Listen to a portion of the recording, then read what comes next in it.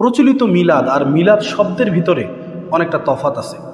মিলাদ এই শব্দটা হচ্ছে মাউলিদুন নবী, তো নবী সাল্লাল্লাহু আলাইহি সাল্লামের জন্মের সময়, সেই সময়টুকু যেতটুকু সময়ে নবী সাল্লাল্লাহু আলাইহি সাল্লাম জন্মগ্রহণ করেছে, এ সময়ে অনেক আশ্চর্য রকমের ওয়াকিয়াত আল্লাহ রাব্বুল আলামিন এই পৃথিবীতে দেখিয়েছিল।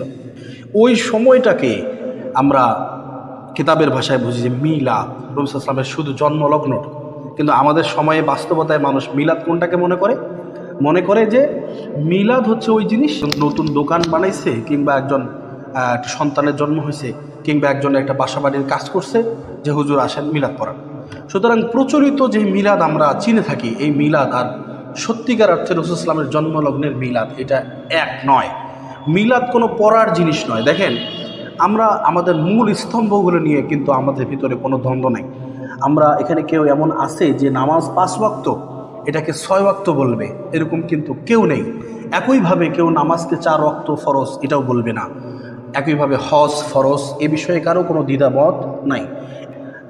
জাকাত এটা ফরজ, এই বিধানটার বিষয়ে কেউ কোনো দ্বিমত পোষণ করবে না। সে আল্লাহ ছাড়া আরও রব আছে, এটাকে কিন্তু কেউ বিশ্বাস করে না। সুতরাং ইসলামের যে মূল স্তম্ভ, বুনিয়াল ইসলাম আলা খামসিন, ইসলামের যে 5টা স্তম্ভ আছে, স্তম্ভগুলো নিয়ে কারো কোনো রকমের দ্বিমত নাই। দ্বিমত কোনগুলো নিয়ে? সাল্লাল্লাহু আলাইহি ওয়াসাল্লামকে নূরের তৈরি না মাটির তৈরি, এগুলো নিয়ে যেমন দ্বন্দ্ব হয়, একইভাবে মিলাদ এবং কিয়াম পড়া যাবে কিনা, করা যাবে কিনা, এগুলো নিয়ে দ্বন্দ্ব হয়।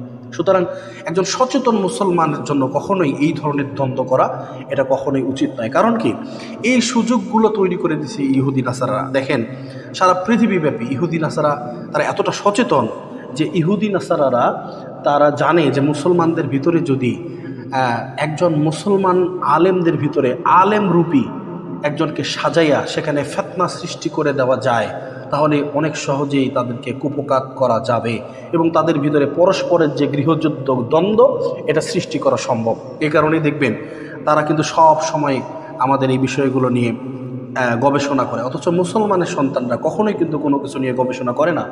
যেই কোরআনুল কারীমের প্রথম শব্দটা হচ্ছে ইকরা, তোমরা শেখো, পড়ো, সেখানে মুসলমানরা ইহুদি ধর্ম সম্পর্কে অনেকে জানেই না। বরং খ্রিস্টান মিশনারিগুলো ব্যাপকভাবে কাজ করছে, কারণ তারা জানে যে অঞ্চলগুলো যেমনিভাবে দরিদ্র, ঠিক একইভাবে এই অঞ্চলের মানুষগুলো তারা এলেম, আমল এবং তাদের ধর্মীয় শিক্ষার ব্যাপারে বেশ উদাসীন। এই কারণেই এই অঞ্চলগুলোতে ব্যাপকভাবে তারা কাজ করছে, এরা আপনারা সকলেই জানেন। মোহতারাম হাজরিন, তাহলে আমরা রাসূলুল্লাহ সাল্লাল্লাহু আলাইহি ওয়াসাল্লামকে সালাম কিভাবে দিব? দেখেন, খুব সহজ। আল্লাহ বলেন, ইয়া আইয়ুহাল্লাযীনা আমানু সাল্লু আলাইহি ওয়া সাল্লিমু তাসলিমা। তোমরা নবী সাল্লাল্লাহু আলাইহি ওয়াসাল্লামকে সালামের প্রতি আল্লাহ তাআলা ঈমানদারদেরকে যে আদেশ করেছেন, এই সালামের পদ্ধতিটা কি হবে? আসলে আমাদের মন গড়া পদ্ধতি হবে না রাসূলুল্লাহ সাল্লাল্লাহু আলাইহি ওয়াসাল্লামের শেখানো পদ্ধতি হবে?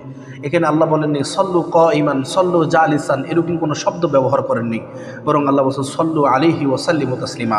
এই শেখানোর পদ্ধতিটা বুখারী শরীফের 2 নম্বর খণ্ডের পৃষ্ঠা নাম্বার 708। রাসূলুল্লাহ সাল্লাল্লাহু আলাইহি ওয়াসাল্লামকে সাহাবায়ে কেরাম জিজ্ঞেস করলেন, ইয়া রাসূলুল্লাহ, আমরা কিভাবে সালাম পেশ করব? তখন আল্লাহ রাসূল সাল্লাল্লাহু আলাইহি ওয়াসাল্লাম বললেন, ক্বালু আল্লাহুম্মা সাল্লি আলা মুহাম্মদ ওয়া আলা আলি মুহাম্মদ কামা সাল্লাইতা আলা ইব্রাহিম। যেই দরুদ ইব্রাহিমটা আমরা নামাজের ভিতর পড়ে থাকি। একইভাবে যে তাফসির ইবনে কাসিরের 6 নম্বর খণ্ড আর পৃষ্ঠা নাম্বার 479, এই পৃষ্ঠার ভিতরে কাব বিন উজরার, সাহাবী কাব বিন উজরার, তিনি বলেন, আমরা রাসূলুল্লাহ সাল্লাল্লাহু আলাইহি ওয়াসাল্লামকে জিজ্ঞেস করলাম, ইয়া রাসূলুল্লাহ, আমরা কিভাবে দরুদ পাঠ করব? তাফসির ইবনে কাসিরে সুস্পষ্টভাবে লিখেছেন, আল্লাহ রাসূল বলেছেন যে আল্লাহুম্মা সাল্লি আলা মুহাম্মদ, ক্বালু আল্লাহুম্মা সাল্লি আলা মুহাম্মদ ওয়া আলা আলি মুহাম্মদ। সুতরাং এই যে দরুদের পদ্ধতিটা রাসূলুল্লাহ সাল্লাল্লাহু আলাইহি ওয়াসাল্লাম শিখিয়ে দিলেন, আমরা সেই পদ্ধতি দরুদ পড়ব। এটা হচ্ছে কোরআন এবং হাদিসের আলোকে প্রমাণিত দরুদ। আর যেটা আমরা পড়ে থাকি, ইয়া নবী সালামু আলাইকা, ইয়া রাসূল সালামু আলাইকা, বেশ সুরের মাধ্যমে পড়ে থাকি, তাই না? এইভাবে সিয়াসিতা, বুখারী, মুসলিম, আবু দাউদ, তিরমিজি, মুওয়াত্তা ইমাম মালিক থেকে শুরু করে, মুওয়াত্তা ইমাম মুহাম্মদ থেকে শুরু করে কিতাবের সিয়াসিতার কিতাব সহ অন্যান্য কোনো হাদিসের কিতাবে এই দরুদের বর্ণনা নাই। সুতরাং মানুষের মন গড়া পদ্ধতির দরুদ এটা পড়া কখনোই উচিত হবে না, বরং রাসূলুল্লাহ সাল্লাল্লাহু আলাইহি ওয়াসাল্লাম যেই দরুদ আমাদেরকে শিখিয়েছেন আমরা সেই পদ্ধতিতে দরুদ শরীফ পাঠ করব। মুহতারাম হাজিরিন, আমরা মিলাদকে নিয়ে আমি যদি জীবনেও মিলাদ কোনোদিন না পড়ি, আপনারা যেমন আমাকে কাফের বলতে পারবেন না, ঠিক এমনইভাবে যে মিলাদ পড়ে সেও কিন্তু কাফের নয়, তবে সে বেদাত করছে। তাকে সচেতন করতে হবে যে অনেকেই বেদাত করে তারা দলিল দেয় যে বেদাতে হাসানা আর বেদাতে সাইয়্যা, দুই প্রকারের বেদাত গণনা করে তারা বলেন আমরা বেদাতে হাসানা করছি। মূলত বেদাত তো বেদাতই, এখানে হাসানা সাইয়্যা আর কোনো বিষয় নেই। একইভাবে দেখেন রাসূলুল্লাহ সাল্লাল্লাহু আলাইহি ওয়াসাল্লাম বলেন কুল্লু বিদআতিন দালালাহ, কুল্লু বিদআতিন মানে সমস্ত বেদাতগুলো হচ্ছে ভ্রষ্টতা। সুতরাং এখানে হাসানা সাইয়্যা বলে কোনো প্রকার হয় না। এজন্য আমরা চেষ্টা করব আল্লাহ রাসূল সাল্লাল্লাহু আলাইহি ওয়াসাল্লামের শেখানো যে পদ্ধতি, সেই পদ্ধতিতে রাসূলের উপর দরুদ পেশ করতে। আল্লাহ নবী বলেন মান সাল্লা আলাইয়া ওয়াহিদান সাল্লাল্লাহু আলাইহি আশরা, যে আমার প্রতি আমি নবীর প্রতি দরুদ একবার পেশ করলো, আল্লাহ রাব্বুল আলামিন তার উপর 10টি রহমত নাযিল করবেন। সুবহানাল্লাহি ওয়া বিহামদিহি।